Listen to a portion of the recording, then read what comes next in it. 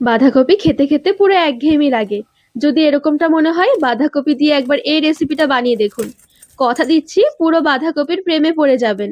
হালকা খিদের জন্য বা সন্ধ্যে স্ন্যাক্স হিসেবে বা চায়ের সাথে খাওয়ার জন্য এমন সহজ আর সেরা রেসিপি হয়তো আর হবে না। আর এমন স্বাদের রেসিপি দোকানেও কিনতে পাবেন না। এইভাবে তৈরি করে দেখুন, একদিন কেন প্রতিদিন বানানোর আবদার করবে বাড়ির সবাই। এত মুচমুচে খাস্তা হবে, দেখবেন যত খাবেন তত খেতে মন চাইবে, মুখ ফিরবে না খেতে খেতে। নমস্কার বন্ধুরা, নতুন একটা পর্ব দেখার জন্য আপনাদের সকলকে স্বাগত জানাই। আজকে বানিয়ে দেখাবো একদম গরম গরম মুচমুচে খাস্তা বাঁধাকপির ফিঙ্গার। একঘেয়েমি বাঁধাকপি খেতে না ভালো লাগলে একবার এই বাঁধাকপির রেসিপিটা বানিয়ে দেখুন। দেখবেন যতবার বাজারে যাবেন ততবার বাঁধাকপি কিনে আনবেন। চলুন, আশা করছি আজকের এই বাঁধাকপির রেসিপিটা অনেক ভালো। সবার প্রথমে গ্যাস ধরিয়ে একটা কড়াই বসিয়ে দিয়েছি। তো এই বাঁধাকপির ফিঙ্গার বানানোর জন্য আমি একটা বাঁধাকপির অর্ধেকটা একটুখানি কুচিয়ে নিয়েছি। এই দেখুন, কড়াই গরম হয়ে গেলে অল্প একটু আমি সর্ষের তেল নিয়ে নিচ্ছি। সাদা তেলটাও নিতে পারেন। তেল গরম হয়ে গেলে একটা মিডিয়াম সাইজের কুচনো পেঁয়াজ দিয়ে দিচ্ছি। সাথে নিচ্ছি 1 চামচ কুচনো আদা, 1 চামচ কুচনো রসুন।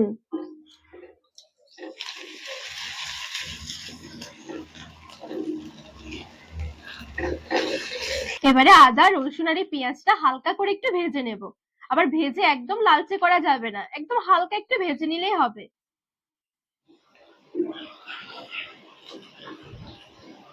তো এখানে দেখুন, সুন্দরভাবে একটু ভেজে নিয়েছি।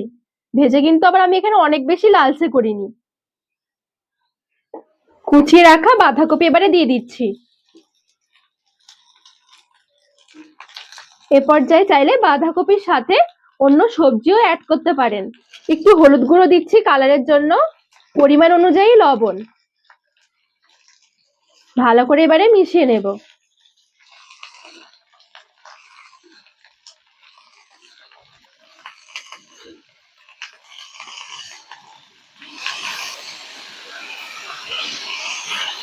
এবারে বাঁধাকপিটা ভেজে নেব। আর এখানে ততক্ষণ পর্যন্ত ভাজবো যতক্ষণ না বাঁধাকপি নরম হয়ে কমে আসছে।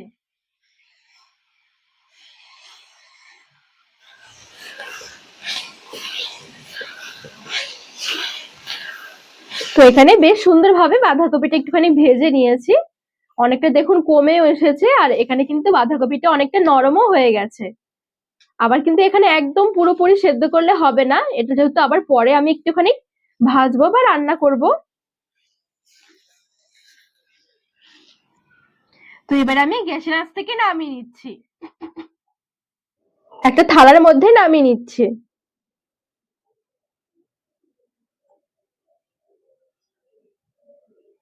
বাঁধাকপিটা এখানে হালকা একটু নেড়ে চেড়ে একটু ঠান্ডা করে নিয়েছি। এবারে বাঁধাকপির মধ্যে কয়েকটি উপকরণ একটু মেশাবো। দুটো মিডিয়াম সাইজের আলু খোসা ছাড়িয়ে সেদ্ধ করে একটু ম্যাশ করে রেখেছিলাম। এবারে আলুটাই বাঁধাকপির মধ্যে নিয়ে নিচ্ছি। কয়েকটা নিয়েছি মশলা, আর সমস্ত মশলার পরিমাণটা আমি একটু সামান্য করে নিয়েছি, মানে অল্প করে। দেখুন, এখানে নিয়েছি ভাজা জিরের গুঁড়ো, ভাজা ধনে গুঁড়ো, একটু চাট মশলা, একটু লঙ্কার গুঁড়ো, একটু গোলমরিচের গুঁড়ো, আর সামান্য একটু গরম মশলার গুঁড়ো।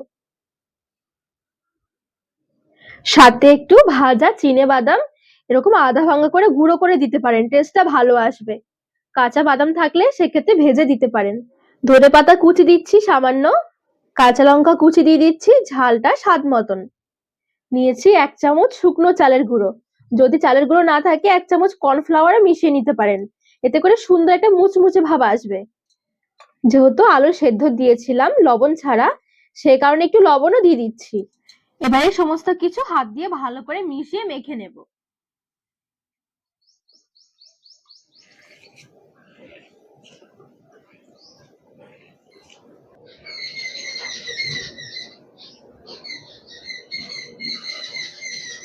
তো এখানে বেশ সুন্দরভাবে আমি একটুখানি মেখে নিয়েছি।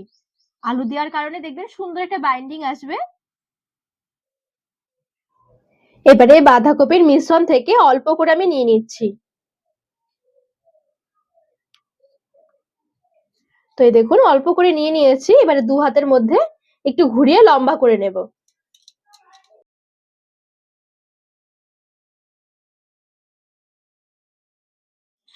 তো বাকি ফিঙ্গার গুলো ঠিক আমি একইভাবে তৈরি করে নেব। আর ফিঙ্গার গুলো তৈরি করার আগে হাতের মধ্যে একটুখানি তেল মেখে নেবেন, এতে করে সুন্দরভাবে এগুলো তৈরি হবে।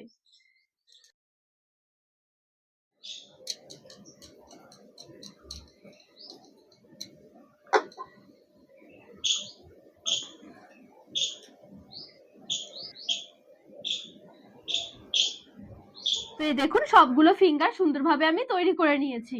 এদিকে একটা বাটিতে হাফ কাপ নিয়ে নিচ্ছি কর্নফ্লাওয়ার, জল নিয়ে নিচ্ছি 1 কাপ মতন, পাতলা করে একটা মিশ্রণ বানাবো।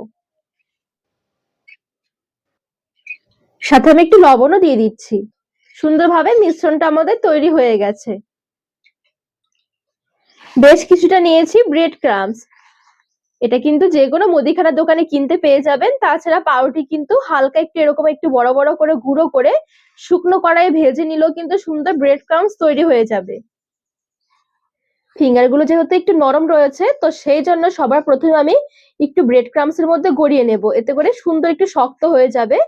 কর্নফ্লাওয়ারের মিশ্রণের মধ্যে ডোবাতে আমাদের সুবিধা হবে। এবারে কর্নফ্লাওয়ারের মিশ্রণের মধ্যে হালকা করে ডুবিয়ে আবার তুলে নেব। সাথে সাথে আমি আবারও ব্রেড ক্রাম্বসে গড়িয়ে নেব।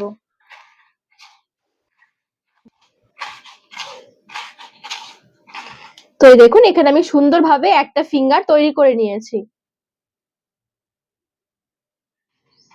তো বাদ বাকি ফিঙ্গার গুলো ঠিক আমি একইভাবে তৈরি করে নেব।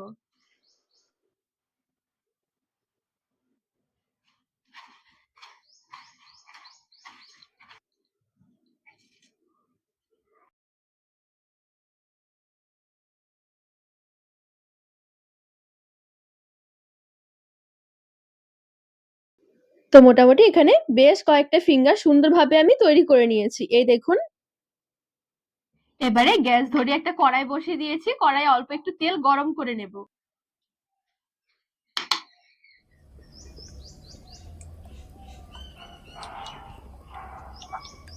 তেলটা যখন মিডিয়াম গরম হয়ে যাবে, কয়েকটা ফিঙ্গার এবারে গরম তেলে ছেড়ে দিচ্ছি। ফিঙ্গার গুলো ছাড়ার সময় গ্যাসের আঁচটা থাকবে মিডিয়ামে, আর মিডিয়াম গরম তেল। যেই ছাড়া হবে এবারে গ্যাসের আঁচটা বাড়িয়ে মুচমুচে করে ভেজে নিতে হবে। হালকা আছে ভাজা যাবে না, তাহলে কিন্তু আবার এগুলো ভেঙে যাবে বা তেলে তেলে ছড়িয়ে যাবে। উল্টে পাল্টে নেড়ে ছেড়ে নিলে দেখবেন একদম কয়েক মিনিটের মধ্যে এগুলো ভাজা হয়ে যায়। দেখুন সুন্দর কিন্তু একটা কালারও এসে গেছে। এবারে তেল থেকে উঠিয়ে নেব।